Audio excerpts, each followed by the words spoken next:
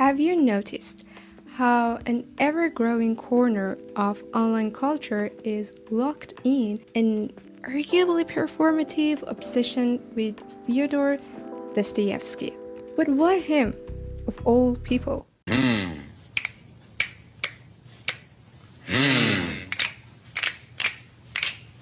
Part of the answer is simple. We take what is handed to us. In this case, the dark academia aesthetic, which surged around 2020, served a ready-made canon to a massive audience. Kafka, Camus, Dostoevsky, and sometimes Poe. As we all know by now, dark academia is a subculture performing intellectualism, often valuing the performance of depth over actual academic rigor. But the internet aestheticizes everything. You can find niches for countless writers. So why did these few break into the mainstream? Because they weren't just handed to us, they also stick. They have a peculiar, undeniable resonance. They click right into place with the modern condition. And in Dostoevsky's case, this resonance has a specific name. It's not just about looking intellectual, it's about a foundational experience of modern life he diagnosed over a century ago. A condition we now live inside every day. Transcendental homelessness. The internet did not discover Dostoevsky. We are just the latest group to claim him, and it's honestly valid for reasons we are about to discuss. Throughout history, people in crisis have projected their deepest anxieties onto his work repeatedly. One example is Germany right after the First World War. In that atmosphere of existential collapse, thinkers like Nietzsche claimed him as a prophet. They saw a noticeably German experience and torment in his characters, which is distinctively modern, an experience of spiritual disintegration in his works and characters. Nietzsche literally called discovering him the most fortunate accident of his life. This is why I say his work feels transcendental, not in a magical, mystical sense, but as Romantics and Russian formalists meant it, an artistic structure so fundamental that every era can move in and bring in their fears and anxieties. For example, the 1920s Germans brought in their terror of a shattered world, while we bring in our anxiety of a homeless mind. And our fixation with Dostoevsky is historical. We have bypassed the man, the 19th century Russia, the socio-political critics. We do not care much about his background or life. In most cases, our interest instead is on a level of reception aesthetics. It's less about what Dostoevsky intended and more about what a modern person receives from it. So, what is transcendental homelessness? This idea was first given a name by George Lukács, which we will be returning to, Marxist sociologist Lucien Goldman. In his book, Towards a Sociology of the Novel, he used this to describe the core drama of Dostoevsky's characters. People in a desperate, tragic search for absolute values, God, truth, justice. In a word, they have vanished. These are the same concepts the modern person has outgrown or simply cannot reach anymore, but cannot stop looking for, which causes him a desperate search. We are spiritually homeless, cast out from any coherent cosmic order, yet also, again, unable to stop searching for it. And this feeling did not start with Goldman in 20th century. To find its purest expression, we must travel back to the heart of German Romanticism, where poet Novalis wrote, "Philosophy is really homesickness, the urge to be at home everywhere." Modern life was exile. All deep thought and deep art were an expression of that homesickness. In German, Heimweh. Heimweh.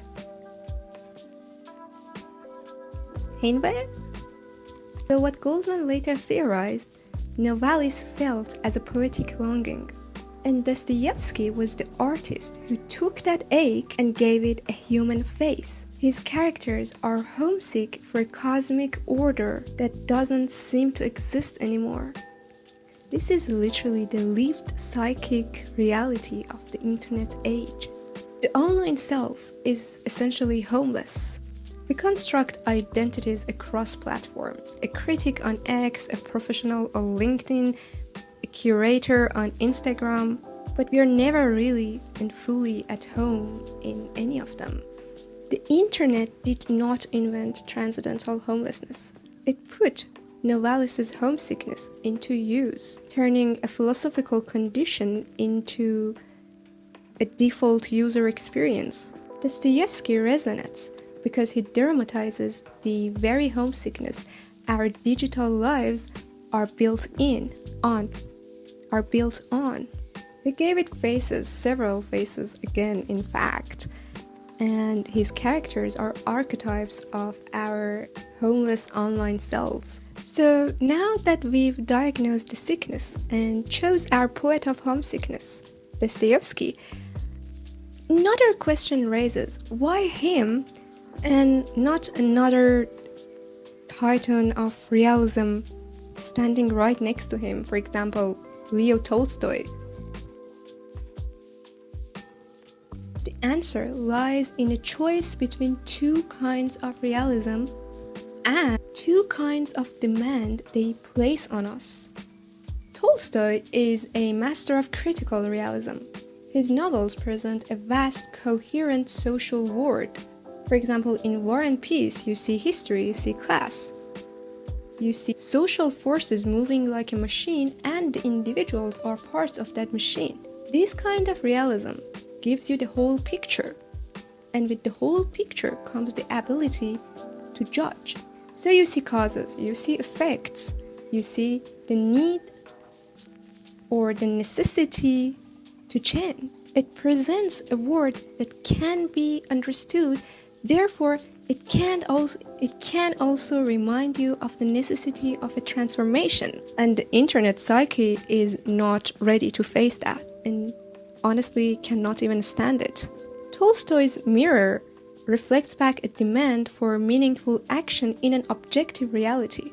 A demand that can feel exhausting when your primary reality is a curated subjective feed you scroll through. Dostoevsky, on the other hand, uses realism to dismantle reality itself.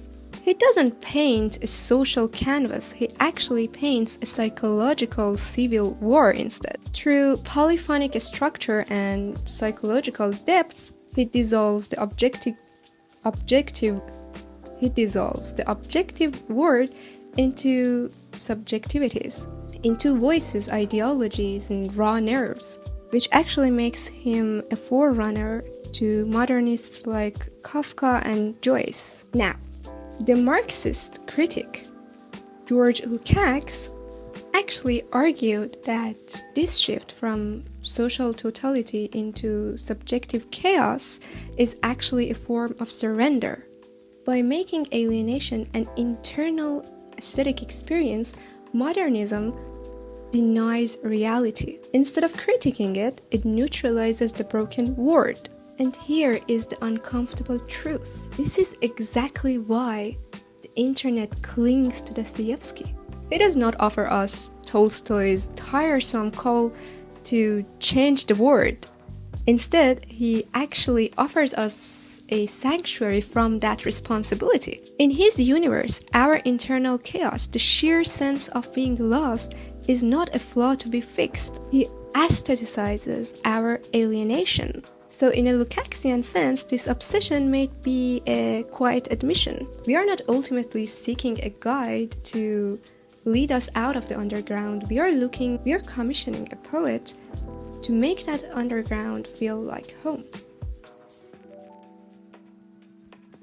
The internet's obsession with Dostoevsky forms a perfect reinforcing loop. We experience transcendental homelessness. We search for depth. We find it in his voice. We perform this depth by sharing quotes and cultivating a Dostoevskian aesthetic. This performance romanticizes the alienation, making it a badge of intellectual and emotional sensitivity. But this leaves us with a question. Is it actually a lifeline or a trap? Does repeating "beauty will save the world" while doom scrolling bring us any closer to the core heart of his works? Or does it allow us to comfortably sit and decorate our digital prison with performed sophistication? I'm not sure if that's correct, but guys, do not come at me. I do not speak English. We are not the first generation to claim Dostoevsky, but we might be the first generation to use him not as a catalyst to confront reality, but as a consummate artist of our retreat from it. And I have written this part down. He has become the saint, not of our salvation, but of our beautifully decorated cage. And look, I'm in this too. I share those quotes, I fall into the same loops. My intention is not to call us all frauds, but is actually to figure out why we cling to the things we do and why we reach for the books we do. And once you see this digital homesickness, you cannot unsee it anymore. It's exactly why Kafka is the perfect meme for our algorithm. Books, the person, the fictions we cling to aren't just random, they are mirrors of our fractured online life. If you resonated with the idea of this video, and if you're interested, I'm actually planning to dig into more, and I am slowly